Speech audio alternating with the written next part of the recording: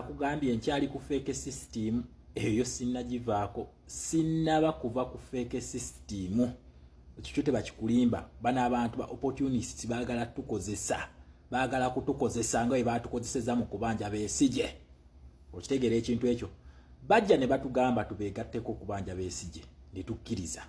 okitegeera abamu kuffe kale nze nagaana nze sakkiriza naye waliwo abawuliriza pulezidenti waffe ne bagamba katukole kikatubanje era pulezidenti enfunda nyingi abadde agenda n'olunaku olw'eggulu olwava mu paalamenti yakola ki yagendayo n'abalabako naye bano bw'abalala bagendako ddi okukyalira ku baana baffe ku baana ba people power bagendayo ddi okubalabako kubanze ono omusajja mulabe ekimukozesa ekintu kino abasoomooza only that they are not smart bo balina script gye baliko komyawo Besigye mu political game naye ffe tubagamba tubalaba era tetugenda kukwatagana nammwe tetugenda bakkiriza lwaki munnayuganda nakugaye tukyali mwaka gwa 1963 bye baatukola ebintu ebyo okitegeera alliance yali ya kifere eyo kubanga yapangibwa bazungu lwaki nina ebintu ebimu byenjagala mwetegereze mu kalulu ako mutegeere obuyaye bw'abana abantu bano olaba akalulu kano njagala otunuulye namba za UPC ze yafuna UPC bagikuba akalulu mu kalulu ka mwaka gwa 1961 bagikuba akalulu okitegeera DP yagikuba akalulu nefuna ebifo byali 4 UPC yafuna ebifo 3 okitegeera ekintu yafuna ebifo 3 then njagala mujjuke nti akalulu ka 1961 Buganda yo yakazira nga bajimye ebifo ebina okitegeera nga bajimye ebifo ebina then wetujja mu kalulu ka 1962 bakulaga nti Buganda yafuna ebifo 21 naye nga njagala mujjuke nti wano Buganda yali emaze okwegattirwako PUPU okitegeera kati ne bakwata numbers za BP ne bazireducing up to 24 kuba ebifo byaliwo 82 up to 24 then kino kigenda kunnyonnyola gwe munnayuganda gwagamba mbu kansole wisiribongo ya simanyi genda weesimbe ewammwe Alex Waiswa mufumbiro genda weesimbe wammwe oli musiru just mbuuza bubuuza neno script ya bagundi ba Museveni njagala gwe munnayuganda osooke weebuuze lwaki Museveni yatandise ekintu Buganda for Museveni nakugambye ekintu kino kyavudde Rwanda kubanga the real foreign policies ziri ku ground Kagame ali mu kukyetegekera ekijje wenti alina okuyingira akalulu ataka genda okubeerako competition ey'amaanyi then ono Museveni yo already tumufunziza we tuli wano kati atandise ekintu kye bayita Buganda for Museveni kubanga ekintu ekisooka power of command eri mu Uganda awo command eri mu Uganda strategically okustrategizing okusobola okulumba ono omusajja awo mu Buganda awo wekiri then ne tujja control eririddawa mu Buganda oshegere ekintu ekyo kakati gwe leero awoza muno kansole wisiribongo yagenda weesimba eri ewammwe omanyi history y'obugundi obumanyi history ono okimanyi nti akalulu kayibwako nga Buganda eyo teyeesimbye mu kalulu omanyi history oba omala googera nuupu njagala chain of command yonna ya National Unity Platform yeteeke mu Buganda omugenda kulaba fire nabagambye kana akalulu si ka bulijjo ebyo Museveni bulijjo byabalima nti Buganda efugibwa opposition alimba kati ali mu panic mode gyalimu ya 1962 gyalimu yennyini nenze mbwe bana abazungu bano bayayi okitegeera ekintu ekyo so tulina okweberera mu Ngereza ono yakwata numbers eza Apollo Milton Obote ziyafuna zennyini eza 1961 nazikwata nazimuddiza mu 1962 nalaga nti akalu yakawangudde olwokubanga bano bafunye gundi ya alliance wakati wa Buganda ne UPC era UPC esinga Buganda amaanyi twebereremu game zino ze batuzanya zaveri nabagambye no mistake tetugikola kwegatta mu alliance eyo olaba nti bano baatuuka ate ne banafuya KY nti tekyalina maanyi nti UPC badde gisinga amaanyi ate nga UPC mu 1961 bamukuba akalulu kaka ate ne batoka nti mu 1962 ate KY mbu yamaanyi nnyo kati bano kye bali mukola bano ba big boys kye bali mutukola mbu baba amaanyi nnyo okusinga National Unity Platform kyevula ne tugamba omubala gwaffe people power our power omuntu omu yasigala azinze emikono bwati tasobola na kufunya kikonde kyaffe tasobola lwaki bano bakyali batuzalawa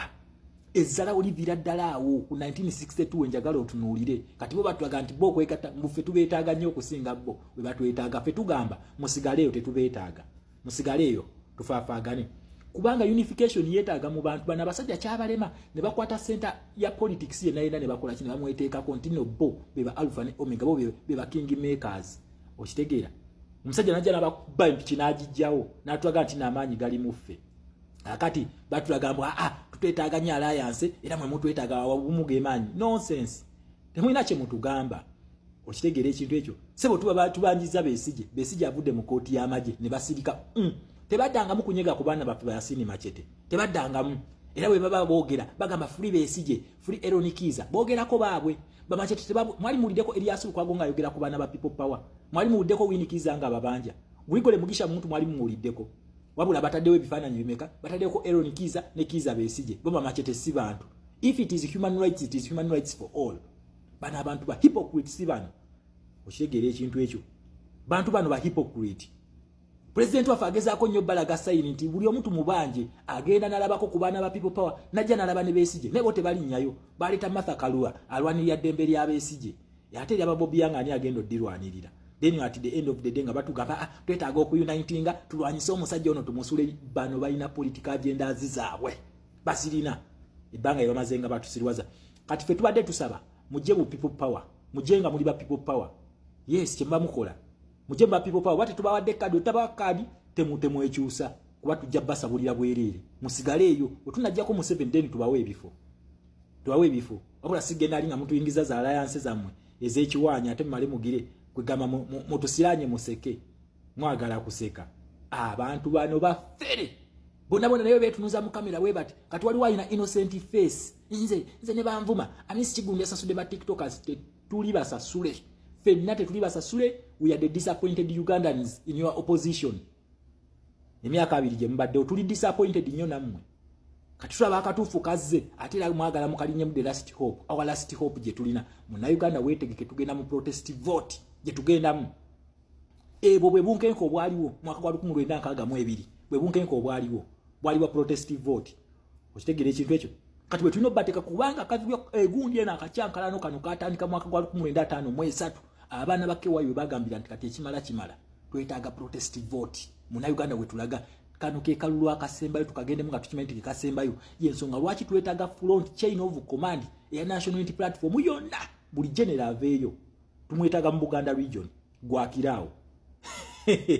gwakiraawo esawe eno mulabona omusajja atandise simanyi Buganda for 7 president lwaki tetutandika kulaali tutandike laali basimbudde dda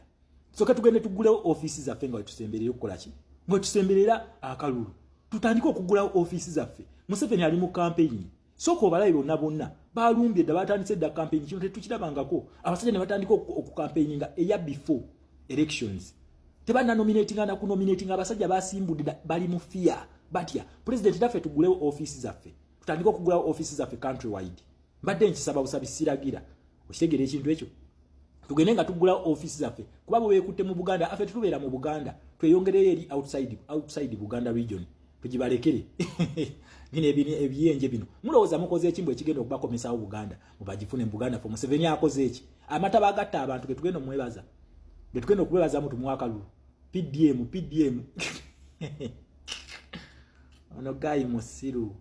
ono guy musiru nayenze mbagamba tubasobola bano always we bati babadde naye nga bateyako ba smart Erias Lukwago smart roye emisango gyonna agiwangula naye nga agiwoleza ku simu Lukwago emisango nawoze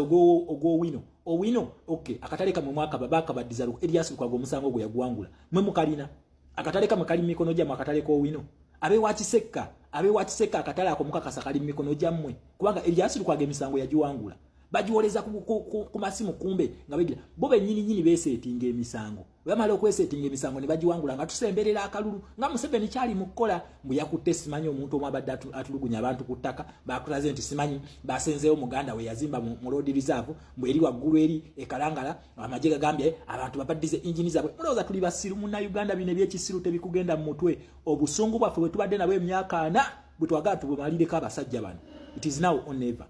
obusungu bwaffe bw'emyaka 4 we tubuwankiko kati bino byatandise okwekozanga yezazza yekomyawo tebitukwatako muleka abikole tugende n'obusungu protest vote Kyagulanyi mu ntebe national unity platform olaba umbrella ticking it is a sweeping protest vote then gwa ngenda kusembayo n'akantu ka comrade no wamutoko yagambye woba tolina sente towesimba obireke genda ku kifo ky'obwa kansala kubanga temugenda kumenya ekibiina twetegekera protest vote kuteeka president mu ntebe woba toweesobola tulowooza nti ekibiina kigenda kufandinga please genda ku kifo ky'osobola however tuli mu democracy nti buli omu alina okwesimbawo naye twagala ekibiina kino muleme kimenya ate nakyo mukiwewule tetugaba mirimu nedda twagala buyinza tetwagala banoonya mirimu twagala buyinza so twegweko